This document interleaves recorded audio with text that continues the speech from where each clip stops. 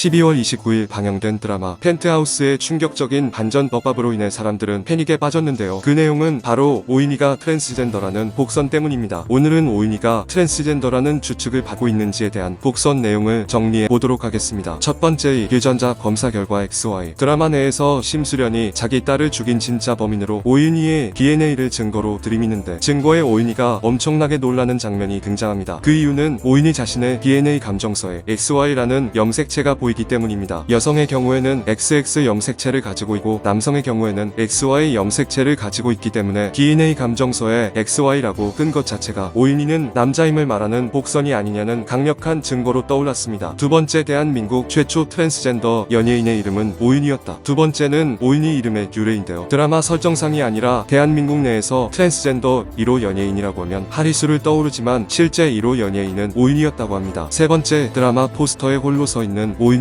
드라마 포스터를 살펴보면 여주인공들은 모두 앉아있는데 오인이만 유일하게 남자 캐릭터들과 함께 서 있는 모습을 볼 수 있습니다. 네 번째, 오인이의 인물 정체성 설명이. 여자. 오인이라는 인물 설명해보면 상류사회 입성을 향해 질주하는 여자라며 여자임을 강조하고 있는데 일반적인 여자 캐릭터였다면 여자라는 표현을 쓰지 않았을 텐데 트랜스젠더임을 고려한 표현이지 않았을까 추측하고 있습니다. 다섯 번째, 오인이 헤라클레스 연관설. 주단태와 이규진도 이마 힘줄이 솟아가면서 빡세게 한 근력 머신을 오인이는 무표정으로 태연하게 마치는 장면이 등장합니다. 드라마 내에서는 여자이지만 그 힘은 천하장사임을 공공연하게 나타내는 장면들이 많이 등장했습니다. 대표적으로는 남자 경호원 다수를 혼자 상대하고 발차기로 교장 앞니를 박살내는 등 오인이는 헤라 같다, 헤라펠리스 등 헤라와 연관이 많은데 이는 여성 신인 헤라가 아닌 남성 신인 헤라클레스를 염두에 둔 것이며 결국 오인이가 본래 여성이 아닌 남성이었다는 근거에 힘을 싣게 하고 있습니다. 여섯 번째, 딸로나와 함께 부른 파리넬리 울게 하소서. 드라마 내에서 오인이는 딸로나와 함께 울게 하소서라는 노래를 부르는데요. 파리넬리는 어릴 때 거세당의 천상의 목소리를 지닌 카스트라토로 트랜스젠더 또한 거세를 하고 여성성을 얻을 수 있습니다. 일곱 번째, 펜트하우스 제작진의 반전 예고. 펜트하우스 제작진은 민소희가 점을 찍고 돌아오는 것보다 더한 반전이 있음을 지속적으로 알려왔는데 만약 오인이가 트랜스젠더라고 밝혀진다면 이보다 더 큰 충격 반전은 없습니다. 여덟 번째, 김순옥 작가의 유혹 시리즈 3편. 9월달에 올라온 한 커뮤니티 글에 의하면 김순옥 작가는 원래 유혹 시리즈 3편을 준비했는데 아내의 유혹, 천사의 유혹, 그리고 마지막 유혹편이 있었다고 합니다. 하지만 이 마지막 유혹편은 방송사 3사에서 모두 제작을 거부당해 드라마 자체를 접었다고 하는데요. 드라마 주인공은 김서영을 모티브로 하여 아내가 불륜이 나서 남편 살해 계획을 세우지만 남편은 몰래 살아남아 아내에게 복수하기 위해 성전환 수술을 하고 다시 등장한다는 내용이었다고 합니다. 현재 충격 반전으로 언급되는 오인이 트랜스젠더 썰과 연관되는 내용입니다. 아홉 번째, 애플 목걸이. 오인이가 민설아를 죽인 진범이라는 걸 밝히는 계기가 된 것은 애플 목걸이를 들켜서인데요. 사과 목걸이를 굳이 애플 목걸이라고 불렀던 이유가 무엇일까 생각해보면 남자의 목젖을 아담스 애플이라 부르기 때문에 이 또한 오인이가 과거 목젖이 있었던 사람임을 암시하는 내용이 아닐까 추측하고 있습니다. 열 번째, 하윤철은 포도농장집 아들. 오인이의 구애인이었던 하윤철은 포도농장집 아들이었는데요. 그리스 로마 신화에 따르면 포도주의 신인 디오니소스는 양성애자 신으로 유명했고